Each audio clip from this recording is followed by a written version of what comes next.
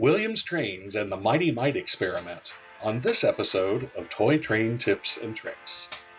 Hello again, this is Mike with Toy Train Tips and Tricks. Today we are looking at one of the more unusual O-gauge locomotives ever produced, the Williams Mighty Mite, its history and tips to improve its operation.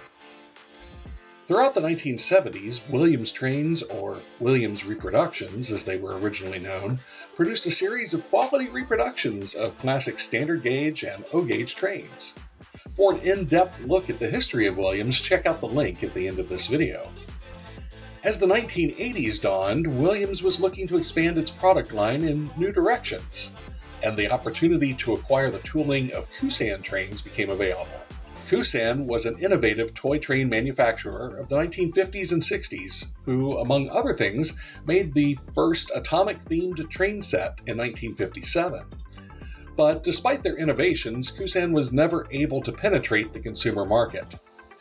Williams jumped at the chance to obtain these Kusan dies as a way to quickly and easily enter the starter set market, and introduced a number of sets based on Kusan tooling in the 1982 catalog.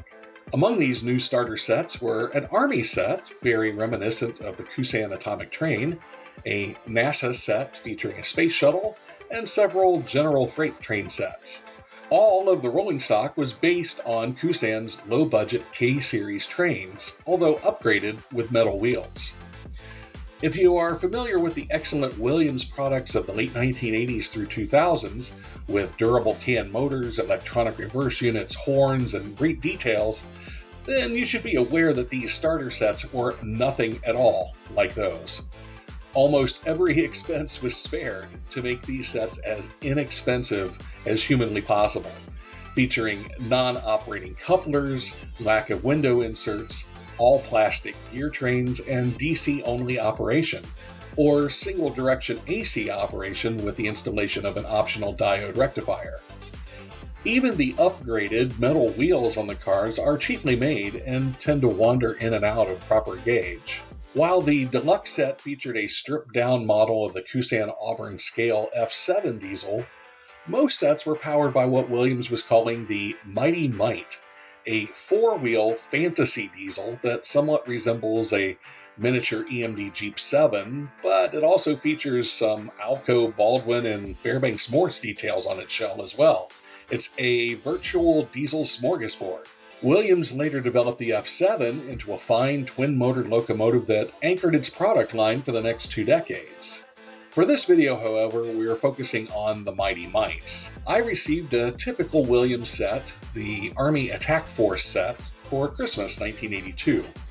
The rolling stock included 4 Kusan-derived cars, a caboose, a missile-carrying flat car, an ammunition boxcar with one permanently fixed open door, which is typical of Kusan's K-series cars, and an atomic cannon car. Unlike the Kusan original, this cannon does not operate and no shells were included, but some of the firing mechanism is present, so with the help of the right-sized spring and some appropriate ammo, the cannon could conceivably lob some low-yield nuclear shells on opposing trains. The cannon does rotate 360 degrees and can elevate to about 75 degrees or so.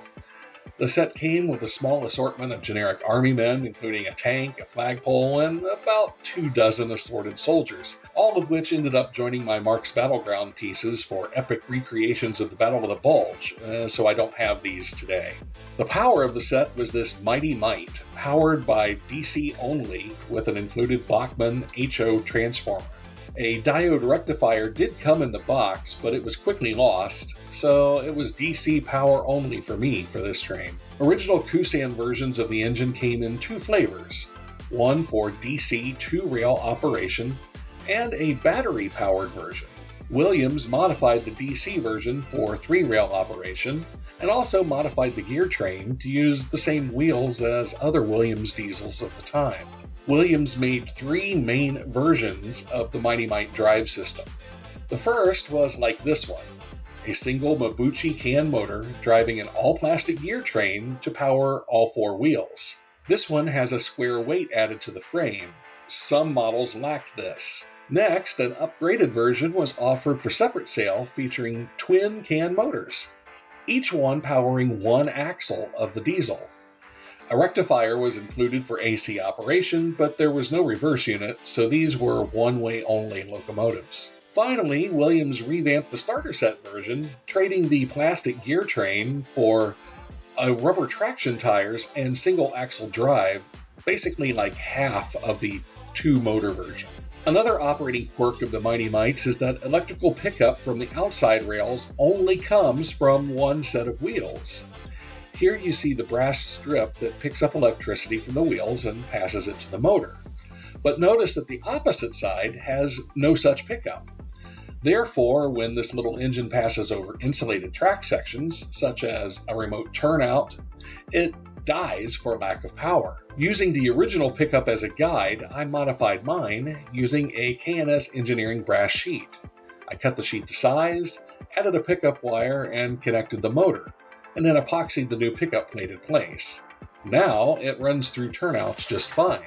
Looking inside the chassis, none of my wiring is original. First, I added a rectifier for AC operation.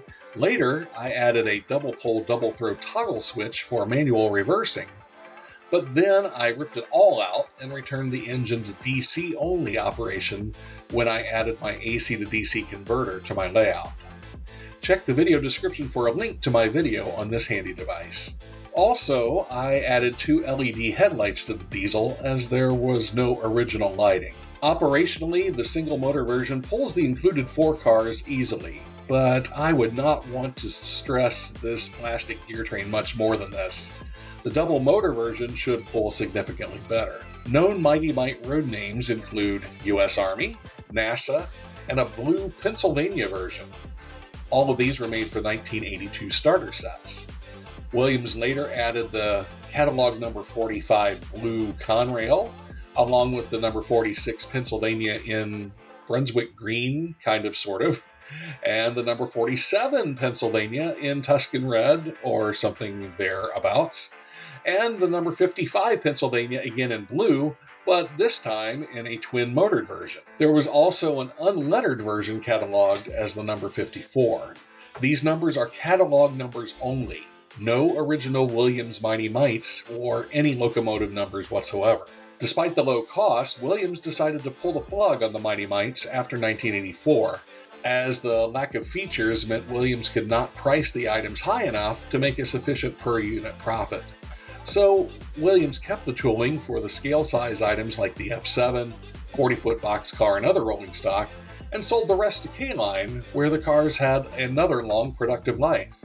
K-Line never produced the Mighty Mite, however, but another firm, Ready Made Trains, revived the diesel in the early 2000s as the Beep, with twin-can motors, directional lighting, electronic reverse, and other premium features. The Beep was originally sold for under $50, making them very popular with budget modelers.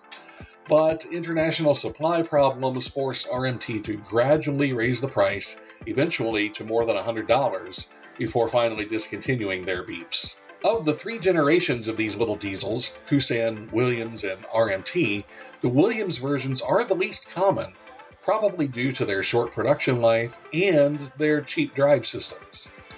Still, whether you call them Beeps, Mighty Mites, or cheap 4.5s, with a little TLC, these engines can make a unique contribution to your layout or collection. As always, I hope you enjoyed this video as much as I enjoyed making it, and if so, please let your friends, neighbors, and especially the YouTube algorithm know by giving it a like, subscribe, or comment. And don't forget to check the video description for links to additional information and products that I used in this video. So remember that a diesel's a diesel, no matter how small. And keep the trains running until we catch you next time on Toy Train Tips and Tricks.